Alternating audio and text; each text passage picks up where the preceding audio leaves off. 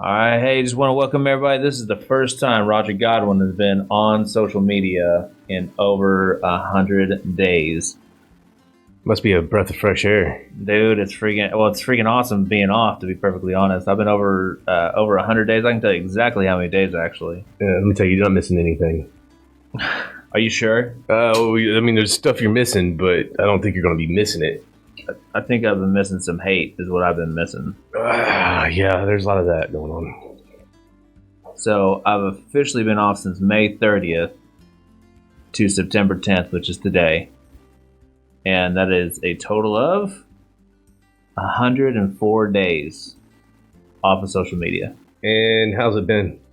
Dude, so 104 days, 104 times 2, because that's about what my average was, 2 to 3 hours. So I'm just going to make it easy to do it by 2. So that's 208 hours. That you've recaptured in your life. That I have gained in my life, yes. Because you know what's fantastic about it is that I was sitting in a meeting with my mentor, Guy Madison. Yeah, I know Guy. And he and I talk. Sorry, hold on, guys. Oh, there we go. I can hear myself talk now.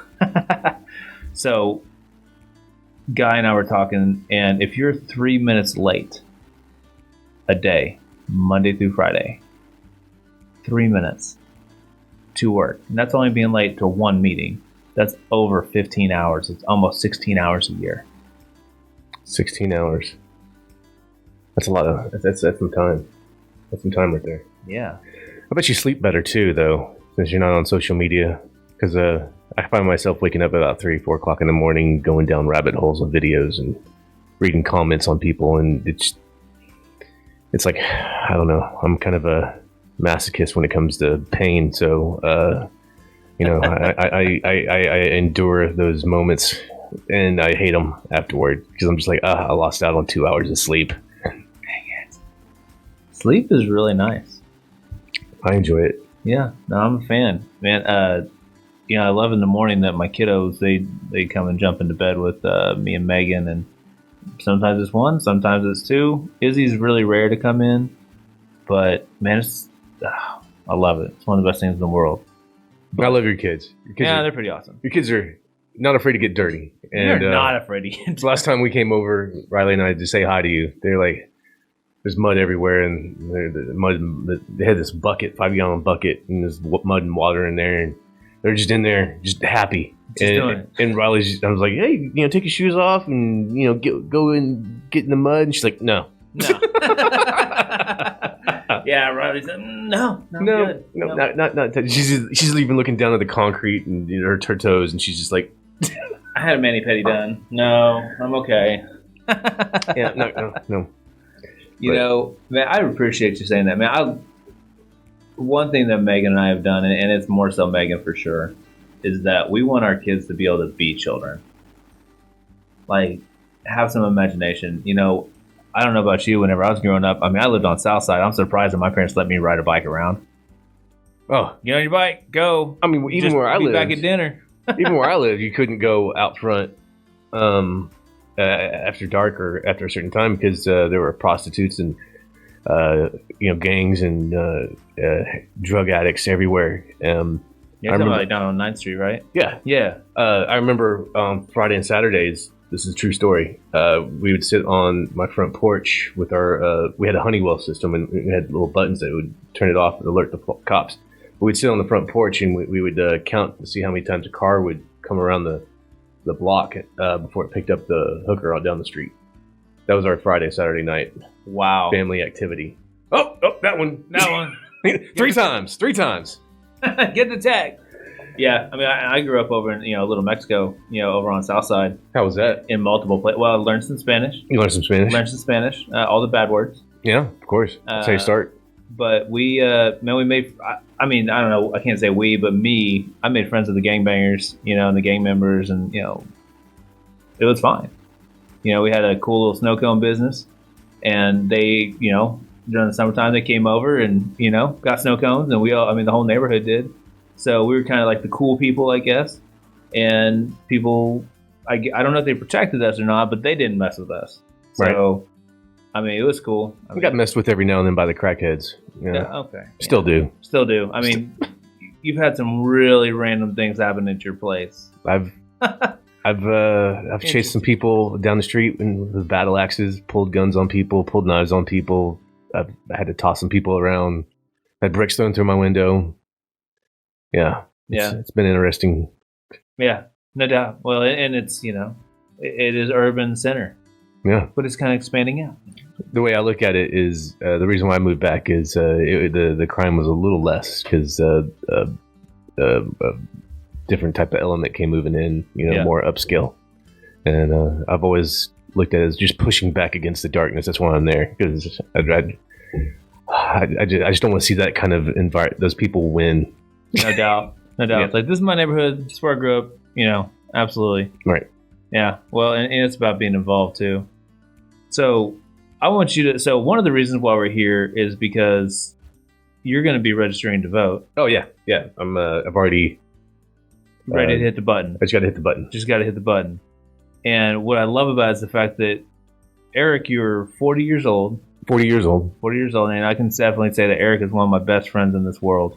And I love him, and I love his daughter, and just who he is as a person. If you don't know Eric, you're missing out. I promise you. I treasure you as a friend, and my kids call him Uncle Eric. Well, I tell everyone he's like he's like one of my best friends, and he's my mentor. So like you have that aspect when it comes to the way I look at you. Right on. I appreciate that. Yeah, definitely. Yeah, Thank you for that.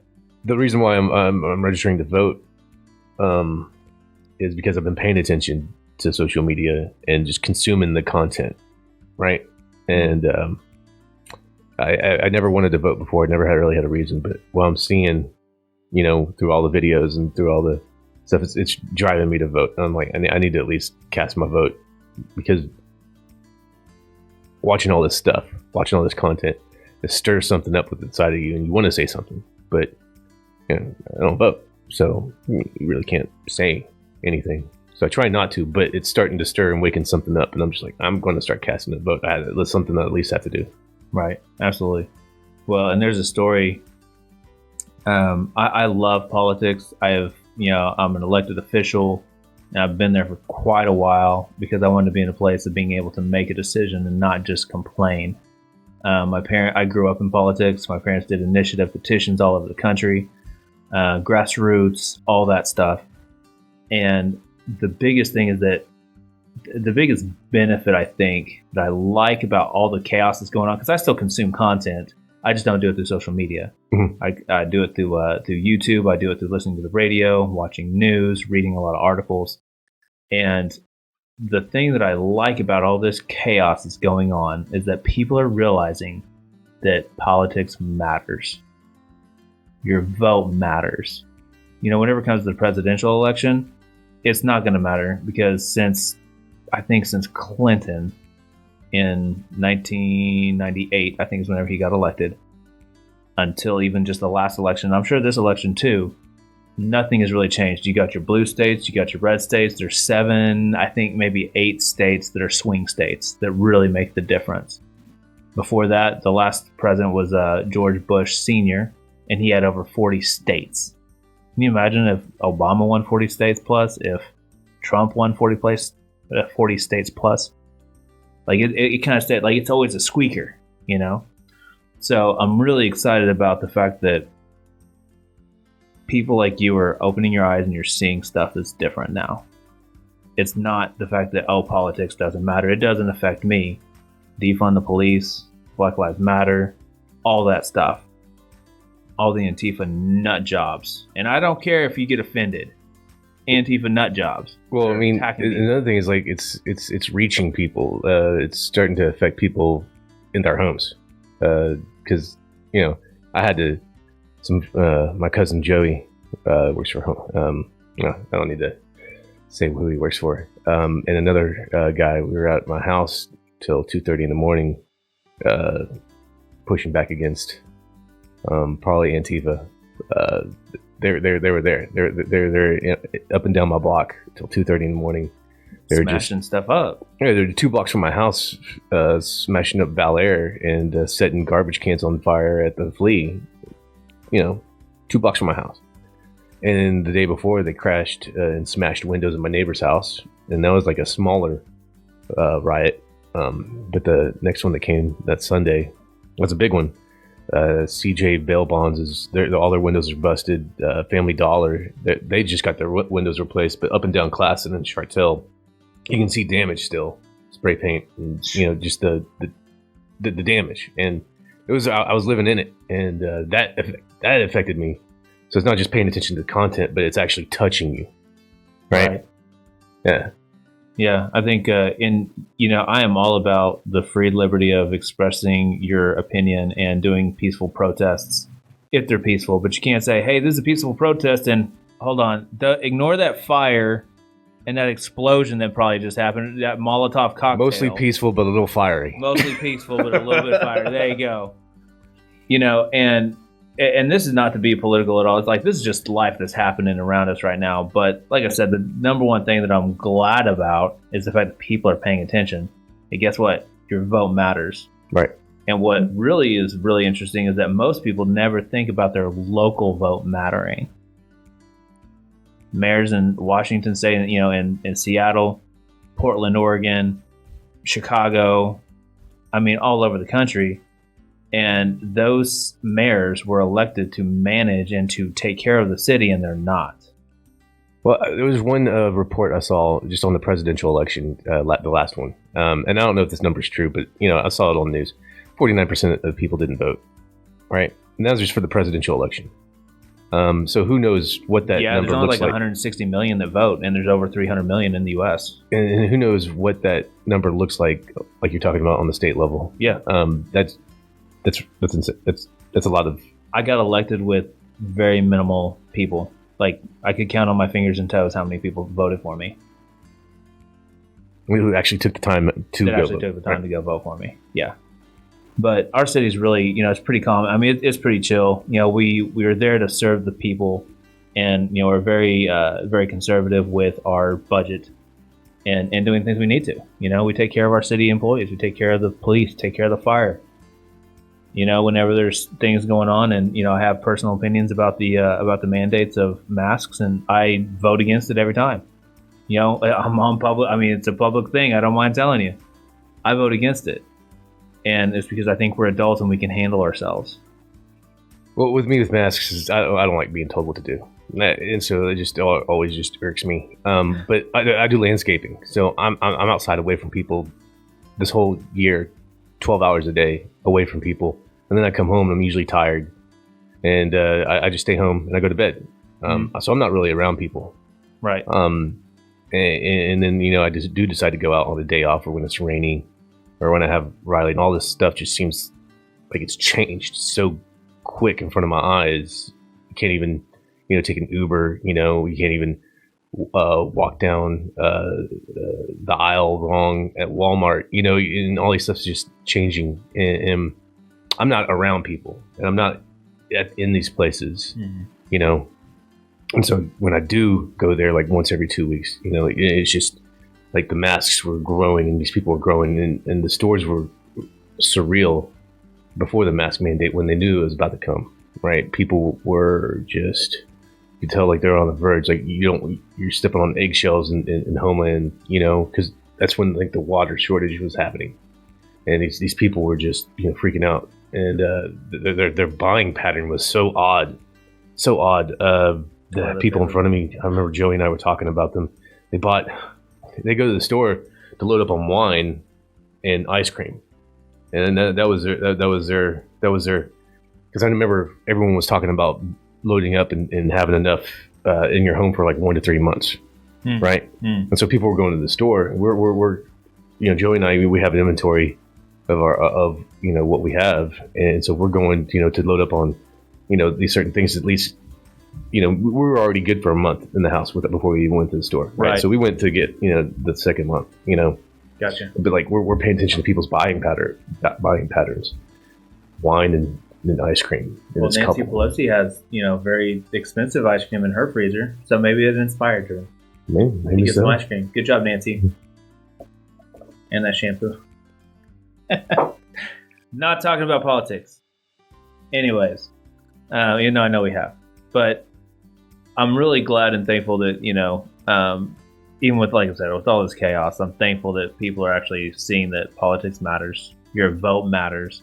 Even on a national scale, like I said, there's those 7-8 states that matter really because those are the swing states. But whenever it comes to your local representative, we got District 5. We have Karen Horn, and then Stephanie Bice is now the nominee for the Republican Party to run against her for Congress, and then just going down from there. Your city, I think City of Oklahoma City has 2 guys that are leaving. So we got that. If you're in the Oklahoma City Metro, make sure to be involved, get involved. We got commissioners. We have, it matters. And I'm just thankful that people are starting to see more and more that it matters.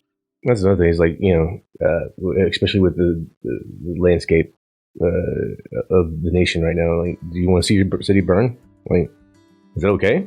I like my city. Kind of want my daughter to feel safe resting her head in my house. I don't want, you know what I mean? Yeah, absolutely. I like that idea. Yeah, I don't want to have to sleep with a gun under my pillow. Yeah, they're usually right next to me. Yeah, see, not on the bed though. Not on the bed. Not on the bed. Not with Riley there. But yeah, I keep mine in the closet. That's kind of how it goes. But so Eric, yeah, are you ready to hit that button? Register now. Registering. 22 years, never been. So he's actually 40, but the math is 18 to now. 22 years, never voted, never been registered. Smash it. Countdown 3, 2, 1. 3, 2, 1. Get 3, 2, 1. Get it. There it is. There it is. Registered. Officially. So now you can officially complain to me. Oh yeah? Like officially. Oh, well then there you go. So before you could. Like you could, but I would tell you I would listen. Don't you have like a saying like you can what was that you were telling that friend of yours? It was Casey. So my friend Casey, I'm pretty sure he deals with he canceled out my vote, but I don't care. Like as long as you voted, you have a right to complain to me now. Like I'll listen. Okay. You could have complained before, but I wouldn't have listened. But it's just like like that. I have a gift. Yeah. Go ahead. Say what you're saying. I have a fantastic forgetter. That yeah. So yeah, it kind of works out really well. But elections are coming up, local, state, national, presidential. Make sure you get out there and vote, guys. Get registered to vote. I think the cutoff is October. I think it's the first week of October. So make sure get registered to vote so you guys can actually get in there and be a part of this process. So thanks again for taking the time to watch. Thank you for having me. Yeah, absolutely. And also 104 days off. I got 208 hours of my life back not being on social media. You guys can leave a comment, hit the like button, all that stuff. That's cool. You probably won't see me except whenever I'm bringing content. So I kind of like not dealing with it because I don't have to. Don't read the comments. Don't read the comments. All right, that's good advice. I'll have Megan scroll. Is there good stuff or bad stuff? Eric, I appreciate you, man. Yeah, thanks for having me, man. It's fun.